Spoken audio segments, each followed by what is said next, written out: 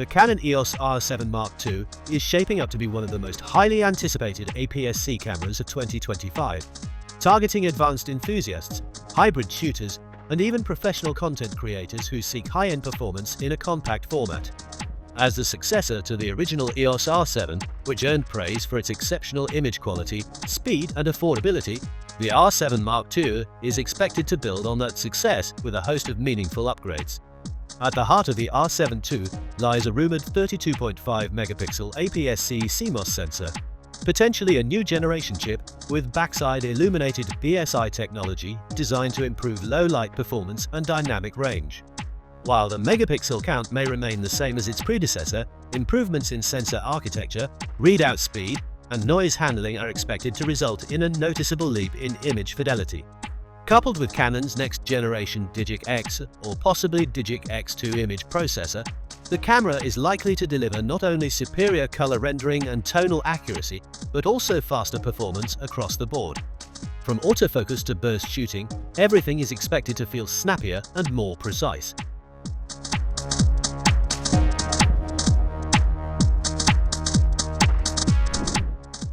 One of the standout upgrades many are expecting is in the autofocus department. Canon has made remarkable strides with its dual-pixel CMOS AF2 system, and the R7 Mark II is rumored to push this even further. Enhanced subject detection powered by AI and deep learning may bring expanded capabilities, such as better tracking of animals, vehicles, and even specific gestures or facial expressions. The autofocus coverage is likely to span nearly the entire frame, allowing photographers and videographers to lock focus on their subject with extreme accuracy, no matter where it's positioned. Eye detection and tracking are expected to be faster and more reliable, particularly in challenging lighting situations. For action shooters and wildlife photographers, this improvement alone could make the Canon EOS R7 II a compelling upgrade over the first-generation model. Speed is another area where the R7 II is likely to impress. The original R7 could already shoot up to 15 frames per second with the mechanical shutter and 30 FPS with the electronic shutter. The Mark II is rumored to push these numbers even further, potentially offering up to 20 FPS mechanical and 40 FPS electronic, depending on buffer limitations and card speed. These enhancements will be particularly beneficial for sports photography, birding, or any situation where timing is critical. And with an improved buffer and support for UHS-2 SD cards in dual slots, users will be able to capture long bursts without missing a beat. Rolling shutter, often a limitation in electronic shutter mode, is also expected to be better controlled thanks to a faster sensor readout, bringing cleaner images even during high-speed panning or rapid subject movement.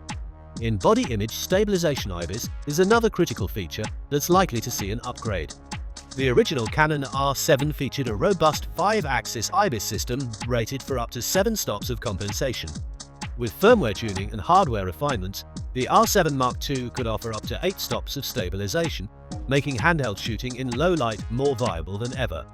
Combined with Canon's digital IS and coordinated stabilization, when paired with RF lenses that have optical stabilization, the R7 II could offer one of the most stable shooting experiences in its class.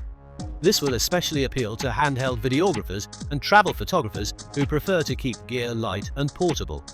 Speaking of video, the Canon EOS R7 Mark II is poised to take its hybrid capabilities to the next level.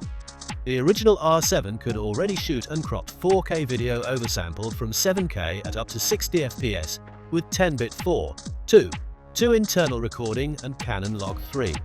In the Mark II, we could see support for 4K at 120 FPS, allowing for smooth, cinematic slow motion, as well as the possibility of 6K oversampled recording from the full width of the sensor.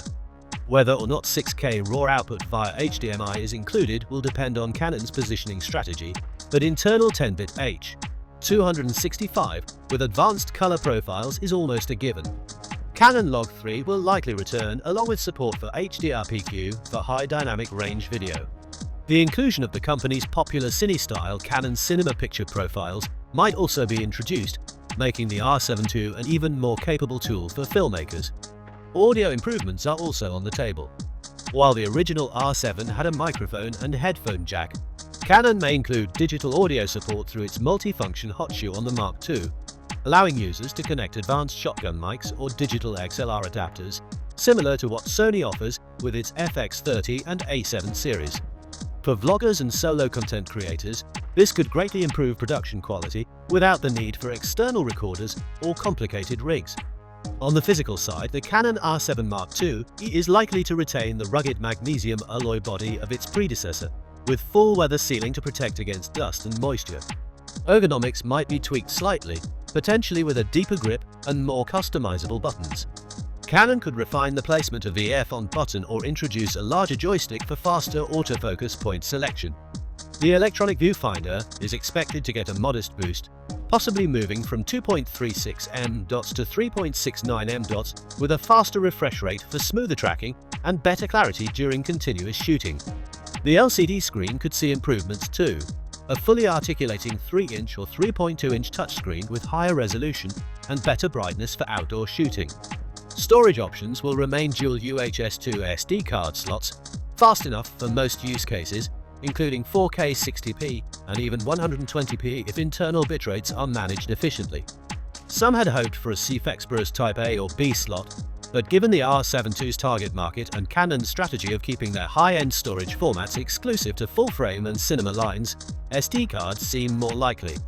Battery life is expected to be solid thanks to the LPE6NH battery, which should provide over 600 shots per charge in real-world use, and potentially even more when optimized with the new processor.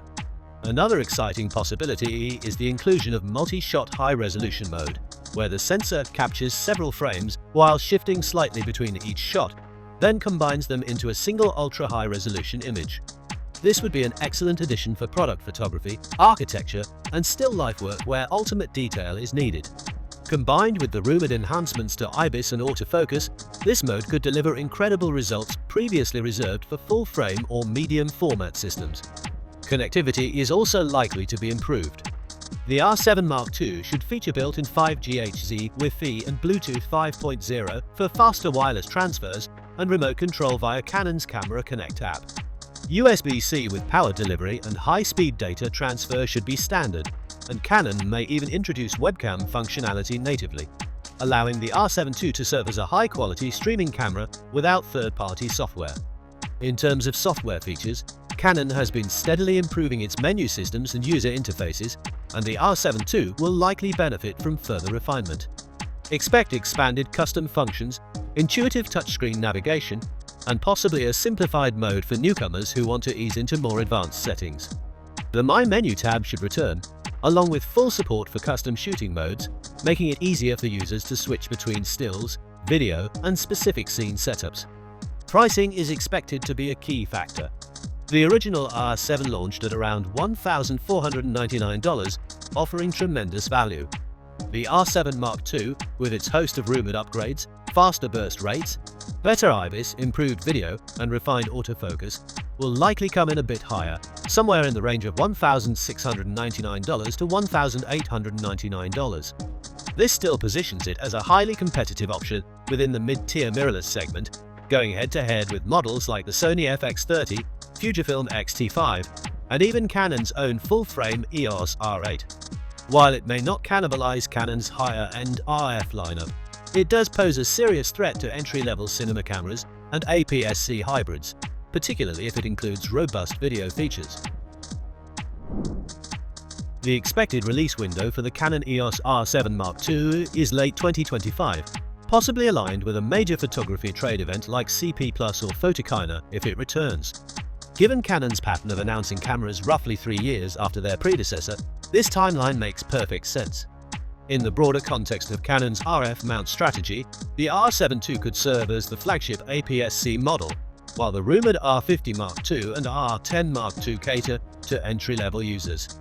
As Canon continues to flesh out its RFS lens lineup, the R7 II stands to benefit significantly from improved glass tailored specifically for APS-C users. Overall, the Canon EOS R7 Mark II isn't just another update. It's a well-rounded evolution that could set a new standard for APS-C cameras in 2025, delivering a compelling mix of speed, resolution, video power, and smart features, all while remaining accessible to a broad range of creators.